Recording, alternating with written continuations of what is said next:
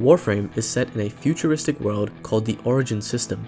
It's basically implied that the Origin System is just an alternate version of our own solar system in real life. However, the events of the game all occur many millennia into the future. This Origin System was ruled by a civilization called the Orokin, who established a beaming empire spanning every planet from Earth to Neptune. See, the Orokin are implied to be a future image of humanity. They emerged from Earth and relocated to the Earth's moon, and from there they evolved and colonized the entire solar system. But their civilization wasn't the only thing which evolved.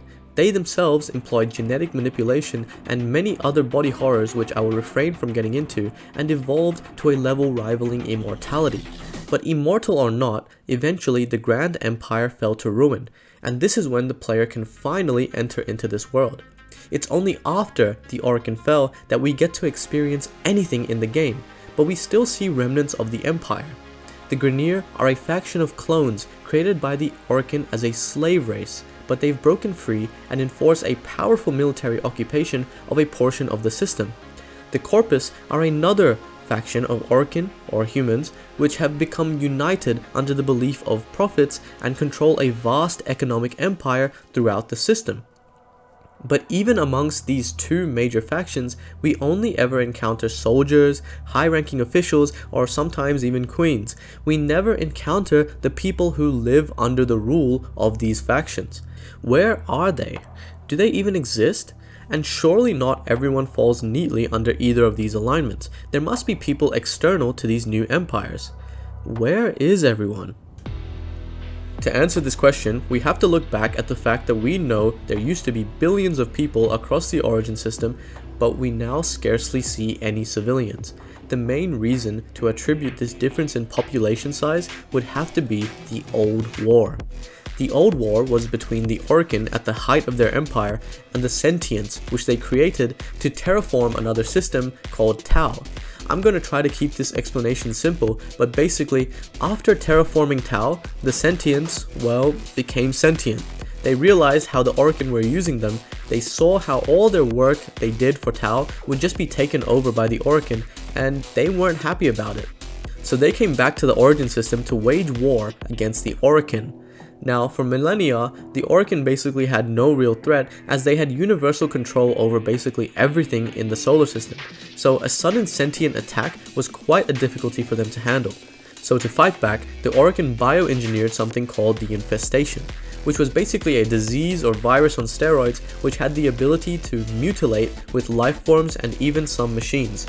Thus, it acquired the name Mutalist Infestation. But this Mutalist infestation was a way bigger deal than the Orokin had accounted for, and quickly spiraled out of control and started infesting everything. So as the Orokin do, they gathered as much of it up as they could and threw it away on Eris, which is a dwarf planet that's really fucking far away from everything else in our solar system. But since their plan failed, at this rate, the Sentients were going to win. So this Orokin big shot called Ball Ass, yes, that's literally his name, Ball Ass, decided to modify the Mutalist infestation and create a strain that was actually manageable, leading to what is later known as the Helmet infestation. This is what Warframes are made of. You basically infest a Dax, which is an Orokin soldier, with the Helmet infestation, and they become a Warframe after a little bit of tweaking.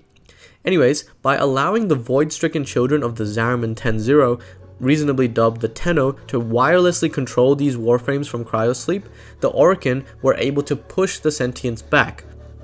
And you probably know the levels of genocide just one Warframe can unleash, so it's no wonder this won the war. But then the Lotus took that immense power of the Warframes and Loki just used it against the Orokin. So obviously, like with all Orokin creations, it came back to bite them in the ass and they were annihilated.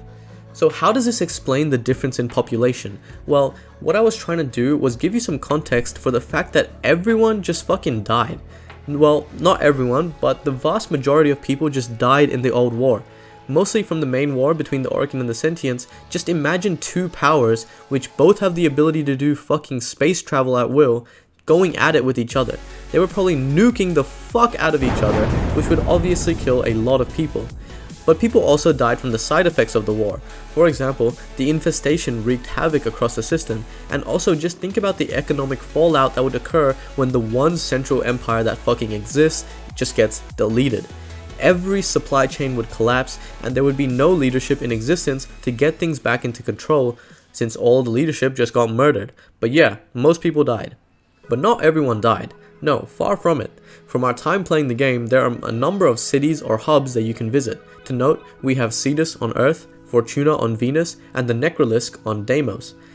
In these hubs, you'll notice that there are little civilizations thriving. There is culture and economies, and it's filled to the brim with people and life. And better yet, these people are separate from the sociopathic Corpus and the warmongering Grineer.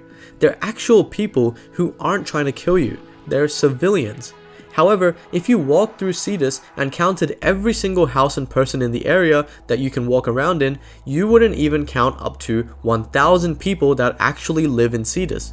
A less than 1,000 people strong population can't even be considered a city. It's basically just a village, if even that. And yet the people have very nice clothing, a working currency, and their economy can support non-essential goods like these wooden masks. Also, they have the protection of a decommissioned Orokin sentry tower, which I think is called the Unum. Sorry guys, I don't really understand the Unum that well, but I'm pretty sure it's basically a lesser godlike being which is housed in this tower. But my point is that if this tower provides protection for common folk, why don't we see more people gathering around it? It feels like with the threat of the Grineer everywhere else on Earth, people would be extremely attracted to spots where the Grineer couldn't access. Also, the Ostron in Cetus have deep culture and connections to the land, implying that they've been there for quite a long time. If they've been there for so long, why haven't they expanded their meager village to be larger? It isn't a space or a money issue. So the reason is, in lore, settlements like Cetus are actually a lot bigger than we get to experience in game. The city of Cetus probably is quite a lot bigger than how it looks and is home to thousands of people. Remember, Warframe is just a video game at the end of the day. But there's more. The people living in Cetus are called the Ostron. However, the game never states that the Ostron are a people confined to living only in Cetus. You heard me right. The Ostron are a society of people, and Cetus is just one city, a hub where they sometimes trade. This means that there are several, maybe even hundreds of settlements like Cetus, perhaps smaller, maybe larger, all across the Earth. And why wouldn't there be? After all, it's Mother Earth we're talking about. It's the planet which is the most habitable out of all of the rest in our solar system. This is where people have a real chance to live. And you're really trying to tell me that there's only one city on an entire planet? Of course not. There are hundreds of them scattered around, and most likely, Orokin towers like the one which houses the Unum exist elsewhere and provide protection to other settlements. Let's stop talking about Cetus for 1 second and look towards Fortuna on Venus. While we're told the place we're going to is called Fortuna, if we look a little deeper, the place we go to is actually just one deck of many. There are likely hundreds of similar decks around Venus. Although these places are technically under the influence of the Corpus powers, these civilizations are plentiful and large in their own respects. These are cities we're talking about, and cities scattered across planets. Here, have a look at this. If you look behind Zood's shop, you'll see an array of yellow windows past a stream of water. This is basically an apartment complex right here. And then if you go back to the Fortuna spawn area and turn around, you'll see 3 more of these buildings there too. These are cities with lots of people in them, and the Ostron and the Solaris even do trade with each other, meaning that these so-called tiny settlements are capable of interplanetary travel. Here you can see some Ostron folk chilling about in Fortuna, and here are some Solaris in Cetus. So to summarize, these settlements we get to visit are far larger than they seem, and the area that we get to explore is only a small fraction of the entire settlement. And these settlements belong to larger planet-wide networks, allowing them to have complex cultures and economies. But we don't get to see any of that because remember, this is a game. But the main people we encounter in this game are either Grineer or Corpus, and the civilizations I just talked about aren't exactly allegiant to either of these powers. The Ostron are completely separate from the Grineer and frequently tussle with them, and the folks in Fortuna have staged multiple uprisings against the Corpus government occupying the region. But empires like the Grineer and Corpus can't just exist without a foundation. Their technology, weapons, spacecrafts, food supplies, even the clothes on their backs, all of this can't just exist by itself. It has to be created by something or someone. Let's talk about the Grineer first. We know that they are clones created by the Orokin, and they continue to clone themselves as a means of reproduction. However, cloning isn't perfect, and every iteration introduces a greater divergence from the initial genetic code and causes deterioration. This is why the Grineer look so messed up. Believe me, the Orokin may have created the clones to be a slave class, but they would rather die than let them look ugly. They were obsessed with aesthetics, and this would apply to their slaves as well. So there's reproduction. Since they're clones, there is no need for families or children, and I'm sorry to say this, ladies, but there is no reason for them to create women, as they can focus on stronger male clones. Although they do create some women, which are actually usually a lot stronger than the male clones, so maybe they should clone more women. And without the need for families and children, you basically eliminate the need for houses, as you can just devote yourself to your work as a soldier. So that settles it. The Grineer is just full of soldiers and that's it. Well, no, obviously not, and you knew that anyways. We literally complete multiple missions set in Grineer factories, and we see non-soldier Grineer as well. Obviously not everyone can just be a soldier, because who's going to manufacture the weapons, armor, spaceships, or even the cloning machines? Just because we usually deal with the soldier side of the population doesn't mean that the Grineer don't have a diverse society with many working occupations and types of people. But what I said about families and houses is probably true, and these guys just live to work. This is supported, as you can see, living quarters inside every single Grineer tileset. Also, keep in mind that the Grineer do live under a fascist regime, so non-state financial affairs are pretty much non-existent, and that's why they have no reason to have an internal economy. As long as they can keep making their people work forever and export war externally, they'll stay afloat. So Grineer probably don't have big settlements or cities, but mainly because they wouldn't need them and their government doesn't really allow them to exist.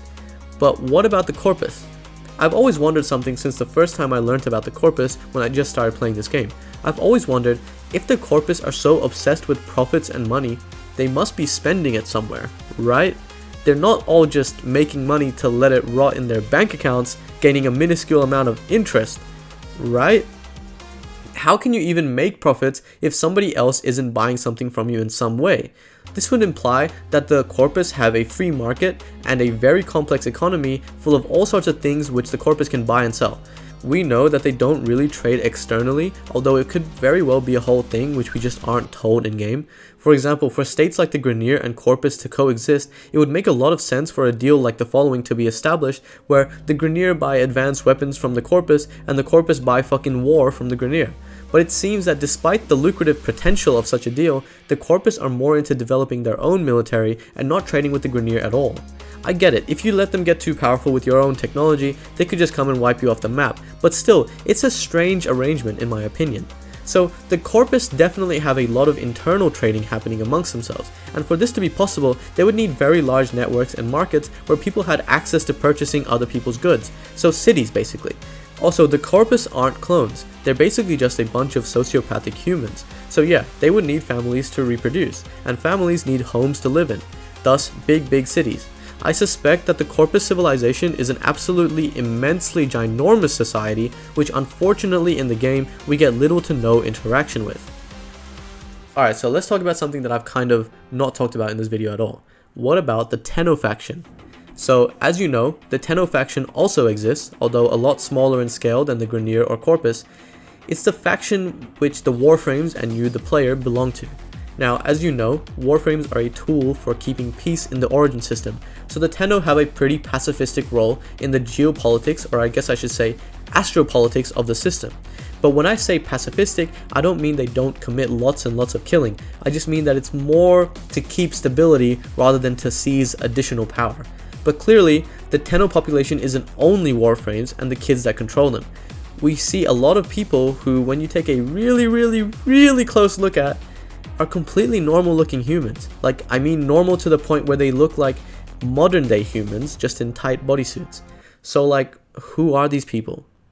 Well, these guys are the remnants of the Orokin that weren't fully wiped out. They decided to be part of the Tenno instead of the Corpus, or live in settlements like the Ostron and many others. Remember, everyone is basically Orokin. Like, they're all fucking Orokin. Sorry, I'm gonna go on a tangent really quickly, but I think this is really fucking cool how in this world that's so fucking futuristic and shit, we still don't have any real aliens. I actually fucking love this because it's so true to life. In real life, even though aliens almost definitely exist, we will literally never see them. Like, ever. They're just so fucking far away. So it's no wonder that the Orokin just created all these alien-like things on their own.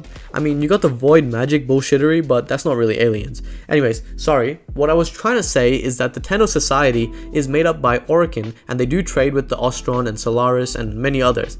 They also have sub-factions as well. I'm talking about all the syndicates. While they're technically not Tenno, they're Tenno enough to the point where they're under Tenno governance, if that makes sense. So the Tenno is like a uniting force which is separate to the less advanced civilizations like the Ostron and Solaris, but also separate to the greater civilizations like the Grineer and Corpus. They probably don't have cities, but rather just live in the relays or in spaceships. To say the least, the Warframes all have their own ships, and it seems like when the operatives, which is what the non-Warframe Tenno are called, aren't working, they're just hanging out in the relays. I also doubt that the Tenno would have settlements on planets, as the Grineer and Corpus would just destroy them without the Warframe's protection, and the Warframes are too busy to be guarding settlements when they can just use the relays. And the Tenno operatives are also too busy to be living in Hold on, wait. But these guys aren't clones. This means they need to have children to reproduce. But we don't see any children in the relays. In fact, we don't see any children at all other than the operators themselves. Where are these kids? It could be the case that the children are kept separate from the areas of the relays that Warframes can access, but why would this be the case? It's not like Warframes are dangerous to children. As we can see in Cetus, Warframes are fully capable of interacting with local children. I take back everything I just said. The Tenno must have some forms of settlements where ordinary people live. People who are more advanced than, say, like the Ostron. I'm talking about the general public. Where do these guys live? Perhaps there are common folk that exist and are protected from the genocidal tendencies of all the powers in the system. Maybe they have a sort of Geneva Convention that allows the general public to live without fear of annihilation.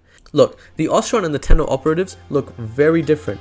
The Ostron look human enough, but have some deviation to what you'd expect. Their eyes are much larger and wider set. They also have stockier bodies and usually have deep wrinkles in their faces. This applies to all of the Ostrons, even the younger ones. But we see that the operatives have a more human-looking body ratio, albeit a very fit one by modern-day standards. We don't see most of their eyes, but they also look a lot younger. The Tenno operatives are not Ostron. But we know they must also live on Earth if they live anywhere, since for most of the other planets without the influence of the bigger civilizations, living there becomes impossible. For example, on Venus, the only reason people are able to live there is because of the coolant system, which literally makes Venus, which would be the hottest planet in our solar system, an icy and just barely habitable place, and this coolant system is maintained by the Corpus. So if the Tenno operatives live in settlements other than relays, they must be predominantly on Earth as it's the most habitable. Another thing we can notice is that all of the Tenno operatives look to be in their prime ages. We don't see any children and we don't see any elderly. This means that the Tenno have a very short window of a working age period. For such a thing to occur, you need a really strong economy, like an economy which is borderline impossible. For your citizens to work for 10 years and just be set for the rest of their life? Yeah, that doesn't usually happen. This and the system of government has to be a perfect implementation of communism. So this must be a huge population which fall under Tenno governance but are just ordinary people that exist in the solar system, separate from all the other powers. And since they're the most similar to modern day humans, they must have lots of cities. By the way, all this Tenno society talk was just speculation, so take it with a grain of salt. I really wish we would get more lore on this side of the story, but this is what I got for now. Hey guys, if you made it to this point in the video, you must really like listening to me yap. Thanks for making it. I'm personally super into Warframe lore, so I thought I'd make a little lore video, and hopefully I've been able to share a little bit of that passion with you guys. If you enjoyed the video, make sure to like and subscribe. We're aiming for 200 subscribers by the end of the year, and I think we can do it. With that, thanks for watching. This has been Flashes. See ya.